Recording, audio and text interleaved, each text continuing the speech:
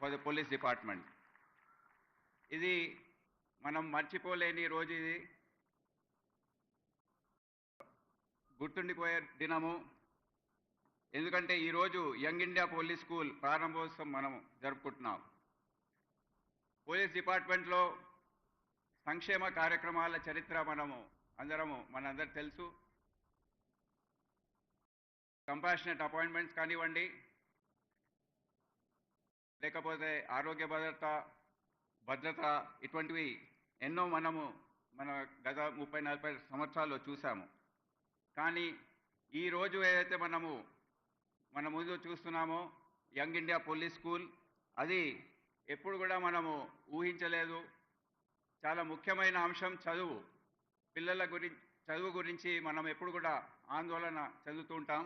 అయితే దాని గురించి ఈరోజు రాష్ట్ర ప్రభుత్వం మరియు ముఖ్యమంత్రి గారు ఒక చాలా పెద్ద చొరవ తీసుకొని ఈ స్కూల్ని శాంక్షన్ చేయడం, మీరు అందరు కూడా మీ పిల్లలు అందరు కూడా దీంట్లో చదవాలని ఒక దృఢ సంకల్పంతో వారు ఈ నిర్ణయం తీసుకోవడం జరిగింది. అయితే అక్టోబర్ 21వ తేదీ మార్టిర్స్ డే రోజు దీని శంకుస్థాపన అనేది జరిగింది. ఆ రోజు ఇక్కడ ఏదైతే మెయిన్ క్యాంపస్ ఉందో 50 ఎకరాల్లో ఏదైతే స్కూల్ రాబోతుందో అక్కడ శంకుస్థాపన చేయడం జరిగింది, కార్యక్రమం జరిగింది. డిసెంబర్ మొదటి వారంలో ముఖ్యమంత్రి గారు ఈ స్కూల్ని మీరు చూడాలి, వ్యక్తిగతంగా దీని పనులు వేగవంతం చేయాలని వారు చెప్పడం జరిగింది. అయితే నేను వారిని వెళ్ళి సంప్రదించిన సందర్భంలో అసలు మీ విజన్ ఏంటి, ఈ స్కూల్ ద్వారా మీరు ఏమి ఆశించదలుచుకున్నారు అనేది వారిని నేను అడిగి తెలుసుకున్నాను. వారు చెప్పిన విషయాల్లో కొన్ని ముఖ్యమైన అంశాలు ఏంటంటే, పోలీస్ వారు ఎప్పుడు కూడా వారి డ్యూటీస్ నిమిత్తం బయట ఇంట్లో వారి పిల్లలకు అందుబాటులో లేకుండా, ఎప్పుడు వస్తారో ఎప్పుడు వెళ్తారో సమయపాలన లేకుండా వారి డ్యూటీస్ ఉంటాయి. ప్రజల రక్షణ గురించి వారు ఎక్కడెక్కడో పోస్టింగ్స్ ఉంటాయి.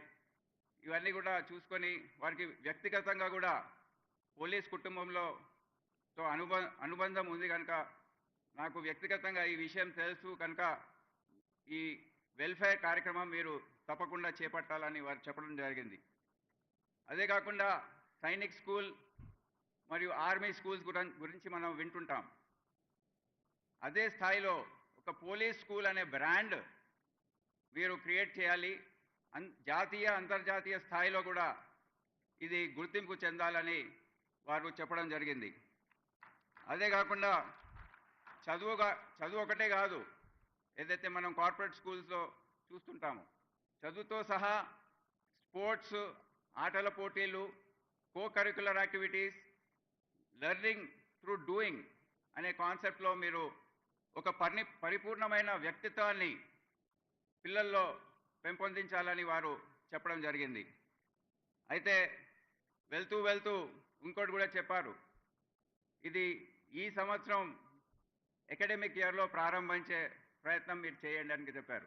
దాంతో భయం వేసింది సార్.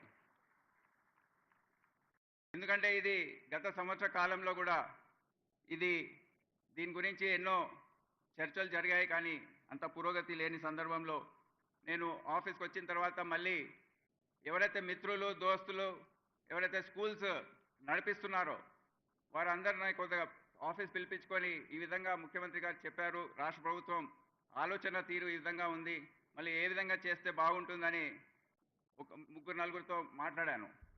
దాంట్లో ముఖ్యంగా నాకు crimson group of schools owner యజమాని విశాల్ గోయల్ గారి ఆలోచన తీరు చాలా బాగా నచ్చింది. వారు చాలా ప్రాక్టికల్గా, చాలా నైపుణ్యం మరి ఎక్స్పీరియన్స్ వారికి ఉన్నట్టు నాకు అర్థమైంది. తర్వాత తెలుసుకుంటే దాదాపు 15 స్కూల్స్ వాళ్ళు నడుపుతున్నారు. దాదాపు 20,000 మంది విద్యార్థుల గురించి వారు స్కూలింగ్ ప్రాసెస్ అనేది చేపడుతున్నారు. అయితే వాళ్ళు చెప్పిన సజెషన్స్ చాలా ప్రాక్టికల్గా, ఇంత కూడా స్వలాభం లేకుండా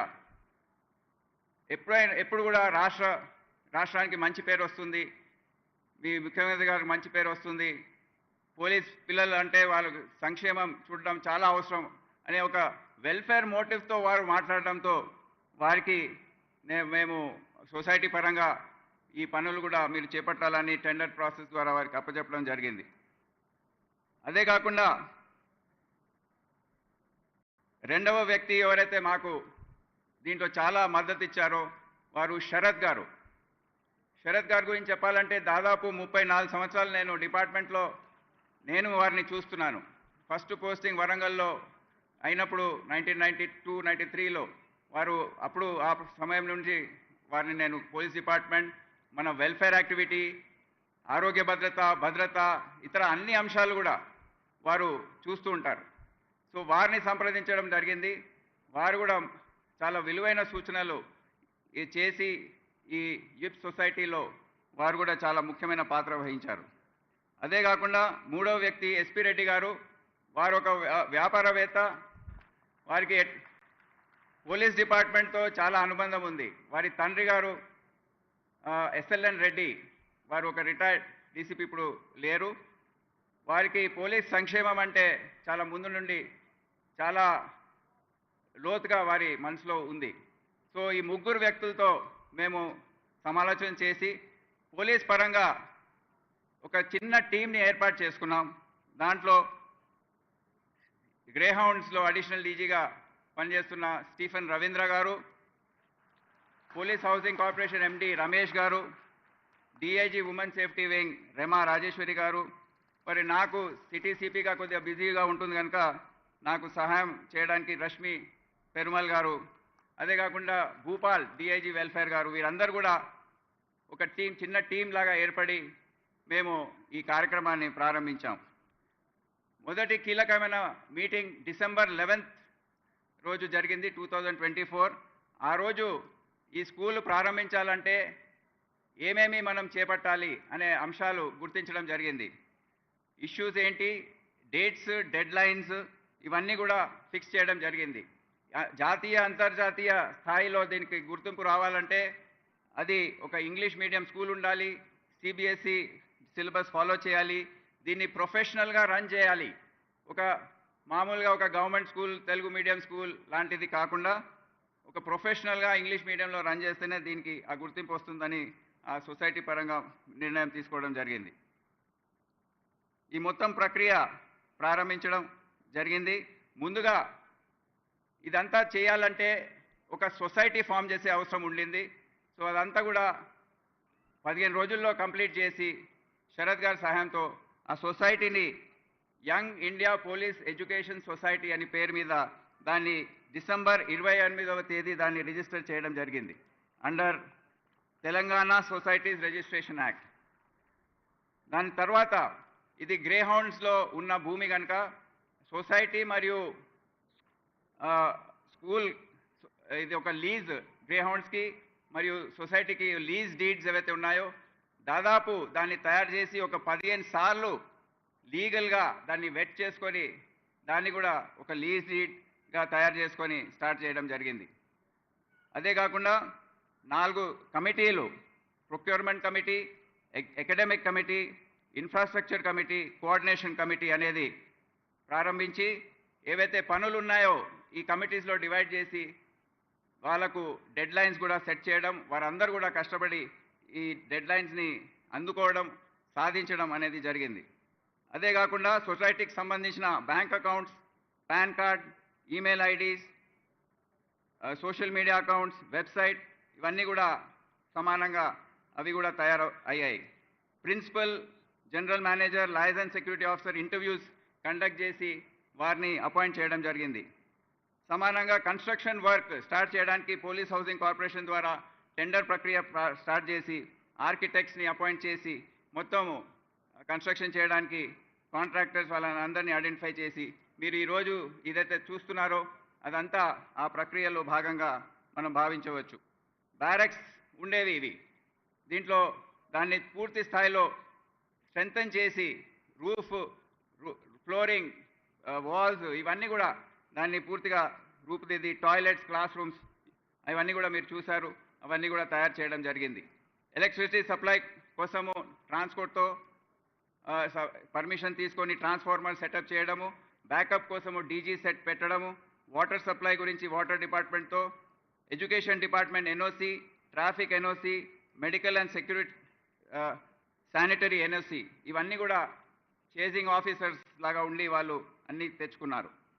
ఇందులో ఈ సమయానికి సీఎం గారి అపాయింట్మెంట్స్ మేము 2-3 సార్లు తీసుకొని యూనిఫామ్స్ ఏ విధంగా ఉండాలి, గేమ్స్ డ్రెస్సెస్ ఏ విధంగా ఉండాలి, డిజైన్స్, ఫీ స్ట్రక్చర్ వారు చాలా మార్పులు సజెస్ట్ చేశారు.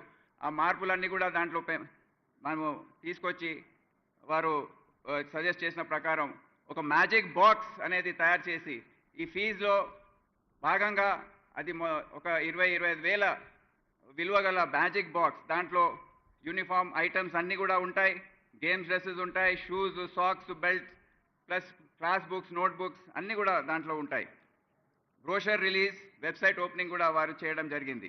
ముఖ్యంగా 5 కోట్ల గ్రాంట్ ఇన్ ఎయిడ్ అనేది వారు రిలీజ్ చేశారు.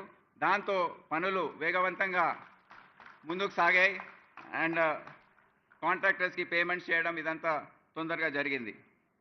పిల్లల అడ్మిషన్స్ ప్రక్రియ ఫిబ్రవరి 24 రోజు మేము స్టార్ట్ చేశాము. ప్రిన్సిపల్ అండ్ టీం వాళ్ళు ఇంటర్వ్యూస్ అంతా కూడా చేశారు.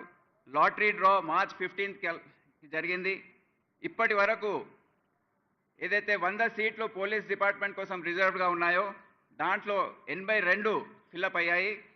ఇంకా 100 సీట్లు ఓపెన్ కేటగిరీగా పెట్టాము. దాంట్లో 5 సీట్లు ఇప్పటి వరకు భర్తీ అయ్యాయి. మనకు ఇంకా సమయం ఉంది. జూన్ వరకు 400 ఎంక్వైరీస్ పెండింగ్లో ఉన్నాయి. కొద్దిగా ఓపెన్ కేటగిరీ ఫీ ఎక్కువగా ఉందని ఫీడ్బ్యాక్ రావడంతో మేము సొసైటీలో మళ్ళీ దాని గురించి చర్చించి ఈ మొదటి సంవత్సరం కోసం ఆ ఫీ కొద్దిగా తగ్గించడానికి మేము చర్చలు జరుపుతున్నాం.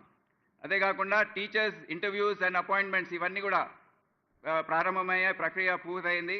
18 టీచర్స్ని అపాయింట్ చేయడం, దాంట్లో games teacher, music teacher, dance teacher, sports టీచర్స్ని ఇంక్లూడ్ చేస్తూ వారిని రిక్రూట్ చేయడం జరిగింది.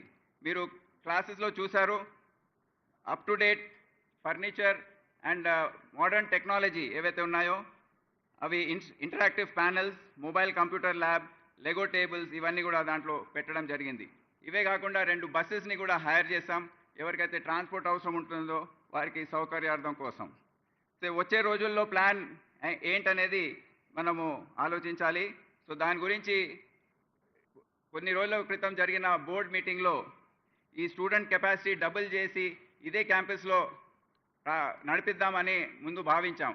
కానీ దానికి దాదాపు 10 కోట్ల ఖర్చు ఉంది కనుక ఈ 10 కోట్లు ఎందుకు ఇక్కడ వేస్ట్ చేయాలి?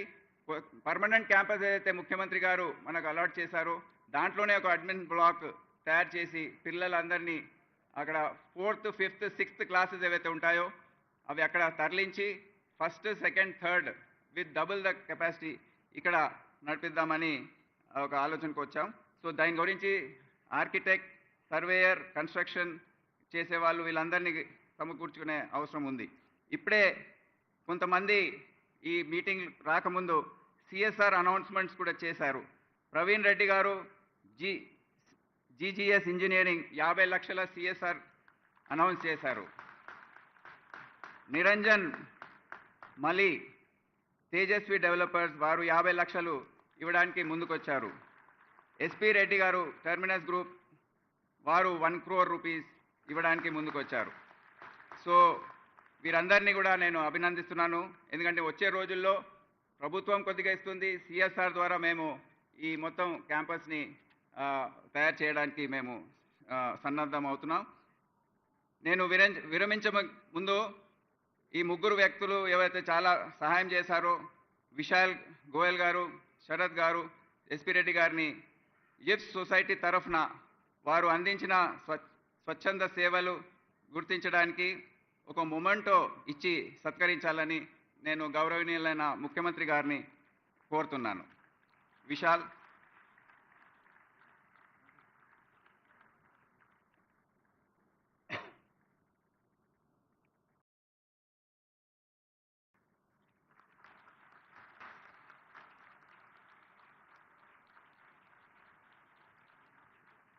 శరత్ గారు.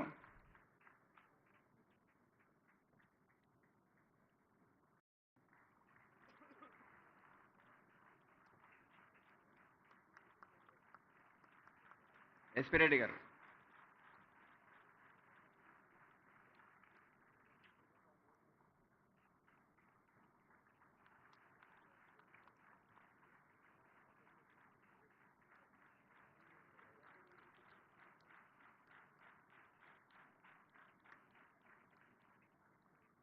థ్యాంక్ యూ అండ్ జై Hind.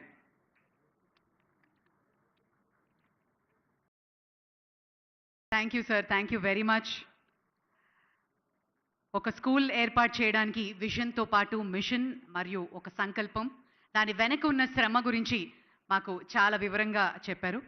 Well, ladies and gentlemen, I now request Dr. Jitender, DGP Telangana, to address the gathering.